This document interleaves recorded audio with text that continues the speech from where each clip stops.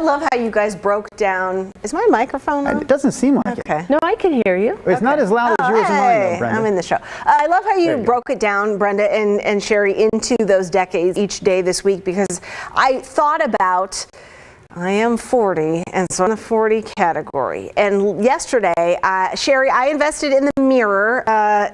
I'm sure you've seen what that is. Yes, of course. Because we work just bonkers hours, and fitness classes are either in the morning when we're here at work, or they're too late in the day for me when I need to be eating dinner and going to sleep. So I did a class yesterday on the mirror, and I thought about that the day when you did the 40 thing, and it was, don't just launch into it. Like, you need to consciously, and I think everyone should really, right, stretch before you do something, and like start kind of slower into it instead of just grabbing the weights, and and that's how this class started. It was like, all right, everybody, here we go, and I was just like, whoa, and so I paused, and I was like, I need to kind of like limber up here beforehand, because the teacher is probably in her 28 years old or something like that. Can I hit the pause? Hold on, in Sherri's pause. classes? Yeah. So I love that fact about it, but I was really consciously kind of thinking about that. What are some other good tips that, no matter what age, like, we should all kind of be following if we want to start back into something? Yeah, absolutely. Exactly what you said. We do all need to warm up, and it becomes even more important as we get older, because our tissue is just a little bit more rigid, not as much water content. And so, we do want to think about going slow before we go fast. We want to think about no weight before we start adding weight, going through just range of motion, just thinking about what am I going to do, and how can I do it at a lower intensity, lower load, lower speed, to just really make sure that my energy systems are ready to go, making sure that my muscles, my joints, everything is warmed up and prepped before we actually get into the high intensity component of the workout. Can I ask one more question? So Drew got a Peloton at their house during the pandemic. I just got this mirror thing like a couple weeks ago. I haven't worked out, Sherri, in probably, it's been since last July, so it's like almost a year, which is terrible.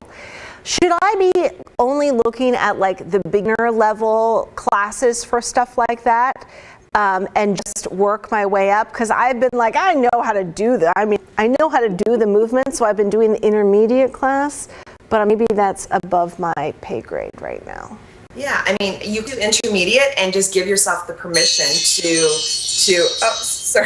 give yourself the permission to go slower and modify the movements. Yeah.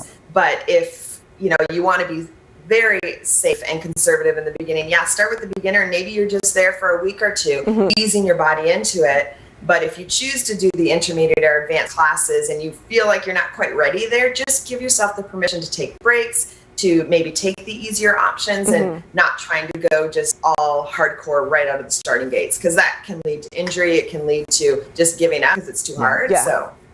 So that's the ish part of it. So Nina, you're totally doing it right. Just, it's start and stop. Yeah. Sherri, the other thing that I heard, it was a consistent theme, no matter how old the trainer was or how old or young the client was. I think as a 57-year-old, if there's one piece of advice I could give everybody younger than myself, is don't stop doing something. That's what all your people said. It can be on and off, but more consistent than not, that 80-20, at least 50-50. Just don't quit. You are living proof of kind of the fountain of youth. I know you've been active and in this industry your entire life, but you've been doing something, and you're happy to say. You want to tell your age? We said it in the package, but you're not shy at all about embracing, how many birthdays you've had. Yeah, no, I'm 51, and in terms of my physical body, I definitely feel like I can do anything I could do in my 20s. Maybe I'm a little bit slower, maybe I have a little more wrinkles, my eyesight isn't quite as good as in my 20s, but I feel great, and I think that's a testimony to if you don't use it, you lose it. Right. And so if you keep using it, you're going to continue to maintain that sense of energy and vitality and youthfulness. And so, whether it's dancing or walking or gardening or something, move your body every day, because as humans, movement creates energy, and it keeps the circulation going and the blood flowing, and that's good for your body, it's good for your brain, it's good for your mental health. So you should not be asking yourself, should I work out today? The answer to that question is always yes. It's just, what am I going to do today? Right. What kind of movement? It doesn't mean you have to go to the gym. It could be just, I'm just going to go for a walk around the neighborhood tonight. Yeah. And that's all I need to move my body. But do something every day, like brushing your teeth every day. My wife was trying to give me that inspirational speech yesterday when I said I didn't want to do the strength workout that I'd been doing with the Peloton. She's like, well, then just ride the bike or just go for a walk. Like, you don't have to do that. Let me reintroduce you, Sherri, because I think we may have had some technical issues at the beginning of this, so all of our platforms may not have been firing. Thank you for watching, by the way, now on Facebook or YouTube. Sherri McMillan is the owner of Northwest Personal Training in Vancouver. She's been there for 21 years. Killing it. You just told us that maybe your eyesight isn't as good now at 51, Sherri, but how's that right bicep? Can I see how that's doing? She's fierce. I have a question for you, because this is, like you said, I'll never push myself to the point of injury. I'm just not that tough. I will quit way before I hurt myself, but I am likely, and I am susceptible to quitting a workout because it's becoming too difficult, or I'm entering like a frustrated zone because I don't feel like I'm seeing results quickly enough. Honestly, if you start a workout and you're doing it, pretty regularly, let's say you're working out 3 to 5 days a week, and you're trying to lose weight or you're trying to add muscle, how long before you should start seeing results before you might go, maybe I'm not doing this right? In the first month, you should see some type of result in terms of, you can lift maybe a few more reps. Maybe you can lift a little heavier, or maybe you can go a little faster on the bike, or you can handle a little higher resistance. You'll start to notice that in the first month as the muscles and the neurological system start to talk to each other better. You'll notice those kinds of benefits. And that tells you that you're laying the foundation to becoming more fit. And then in terms of the body composition changes, losing weight, losing body fat, seeing visible changes. Again, you'll start to see, a couple pounds in the first week, and the second week, and the third week, if that is your goal, to lose body weight. But you'll start to see after about, maybe 6 to 12 weeks, you'll start to see noticeable changes, enough that people might start commenting and saying, hey, what are you doing? Or, you're looking great. You look like you're working out. Like, what's going on? But you should start to see changes immediately in the first literal week of working out. And where that's you start every day.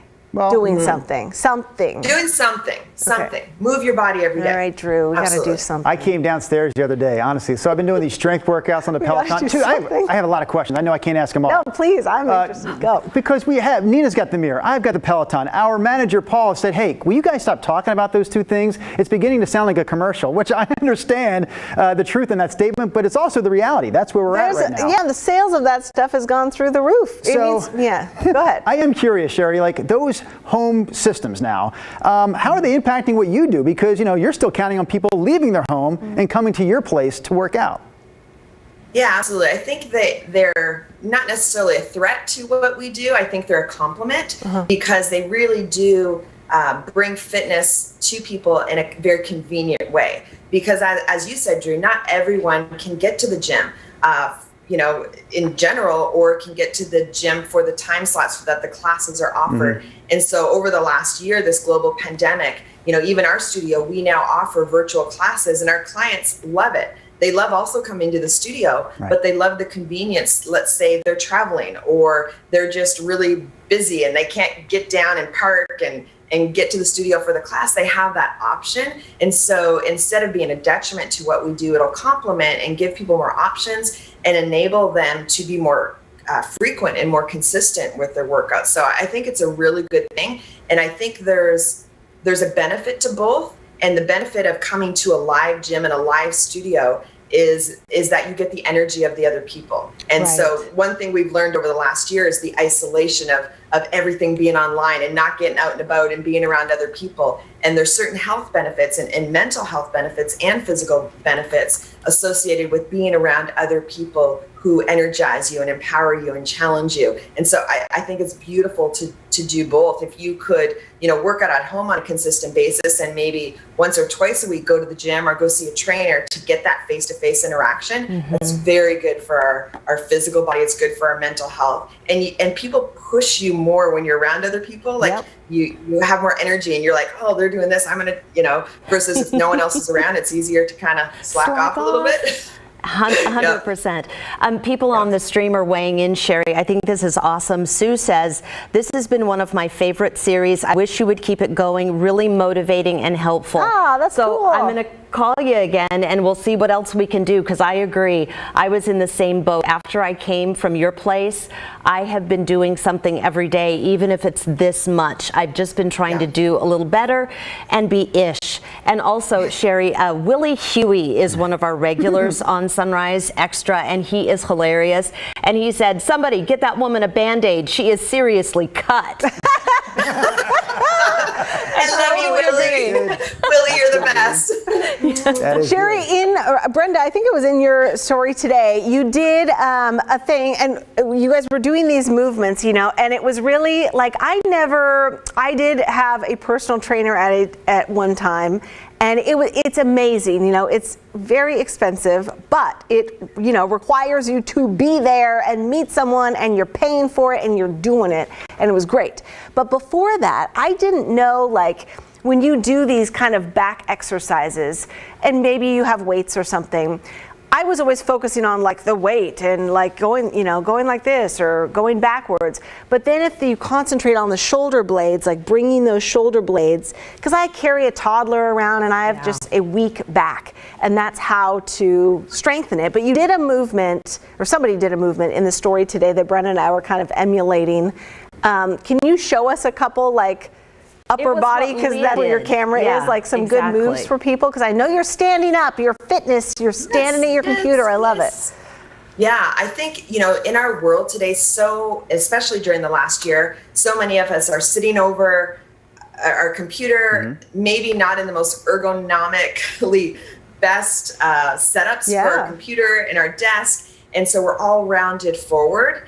And that tends to cause our upper back to slouch forward, our shoulders, and it tends to, just take our posture out of alignment. So whatever we can do to, just really strengthen our upper back muscles to keep our spine elongated is really good for any age, because we're now seeing kids, normally a kyphotic posture, where you start to hunch back, get that hunchback posture. Normally you don't see that typically until your 80s. But now we're seeing it in kids because they're on computers all day, on Zoom, they're on video games, and they're just all rounded forward. So whatever we can do to open up.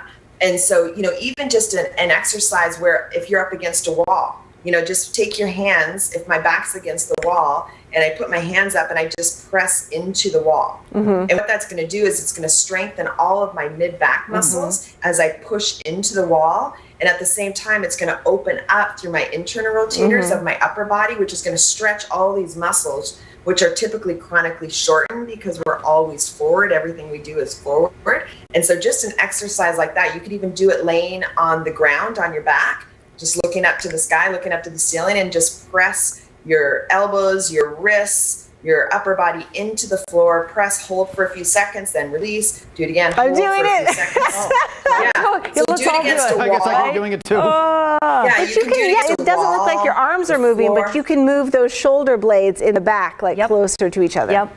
That's good stuff. Absolutely. That's a great postural exercise. You can do it against the floor, against the wall. And then as you get stronger and you get your posture more aligned, then you can start adding resistance where maybe you're up against a pulley. And so you're pulling, rowing, and pulling tubing or weights. Or like those TRX bands or something, Yeah, exactly. Anything that you're pulling backwards is really the focus we want to have versus always pushing forward, because we do so much forward. And so we really need to have more of a balance of pulling backwards to just balance out our posture and get our spine more elongated.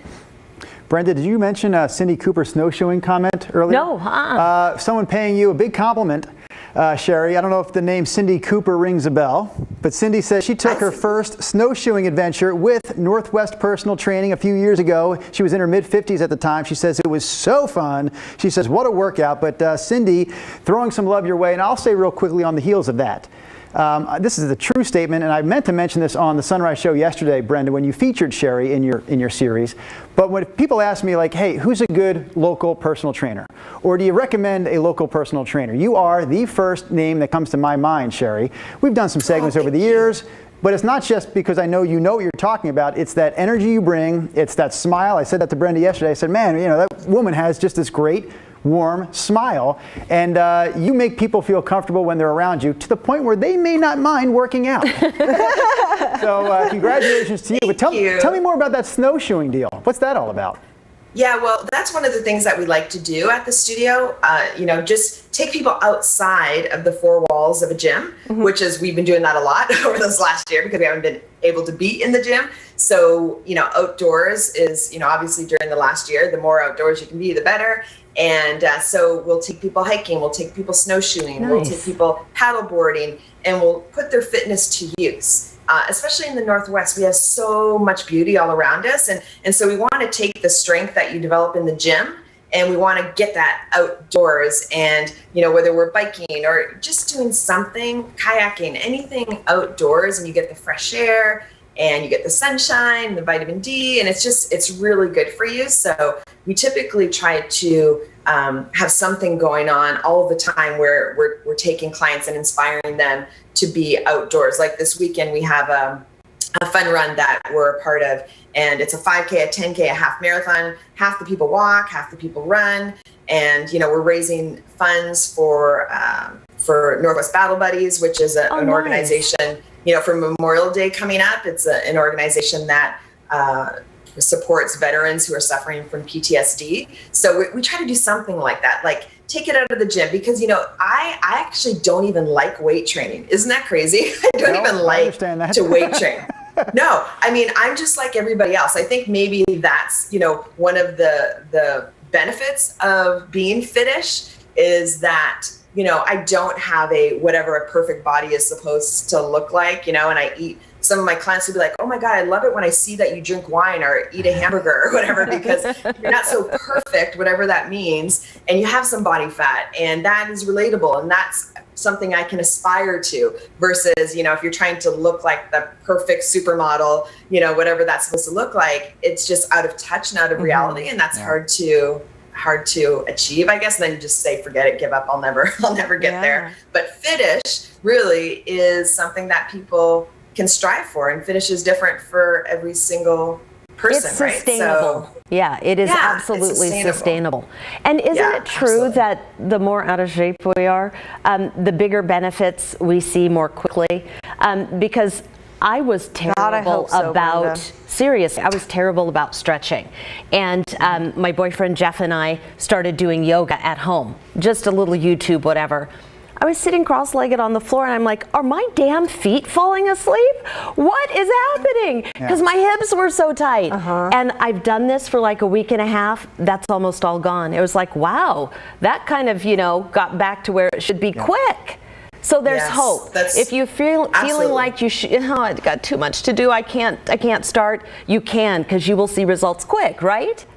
Absolutely. And like you said, we were talking about, you asked me the question, is it ever too late, like in your 80s or 90s? And in fact, the research shows those are the subjects in the studies that have been done on strength training. Those are the subjects that get the greatest change and the most significant differences in their strength change over the study is those who are the most deconditioned.